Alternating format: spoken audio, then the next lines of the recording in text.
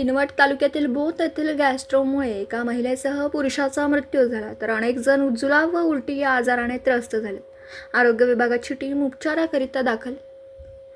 प्राथमिक आरोग्य केंद्र ठमरी बाजार केंद्रांतर्गत येत असलेल्या खंबाळ उपकेंद्रातील बोथ येथील 2 जलशुद्धीकरण केंद्र दुरुस्ती अभावी एका वर्षापासून धूळ खात पडून आहेत.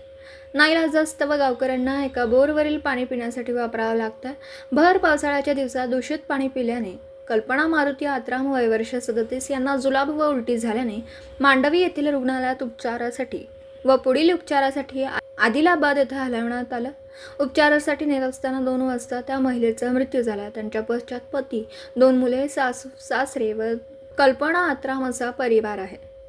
तर बोथ येथे पाहुणे म्हणून आलेले परशा तोडसा वय वर्ष 47 यांनाही त्रास होत असल्याने उपचारासाठी किनवट येथील रुग्णालयात दाखल करण्यात आलं. त्यांचाही मृत्यू झाला. तर लक्ष्मीबाई शामराव कनलवार व व्याय धुर्वे या 2 महिलांवर येथे उपचार सुरू आहेत. गावात आरोग्य पथक आले असून तालुका आरोग्य KP गायकवाड आरोग्य केंद्र ठमरी बाजार वैद्यकीय अधिकारी डॉक्टर ओमप्रकाश थोटे, डॉक्टर रेखा खरजुले यांच्यासह कर्मचारी नागरिकांची आरोग्य तपासणी करीत आहेत.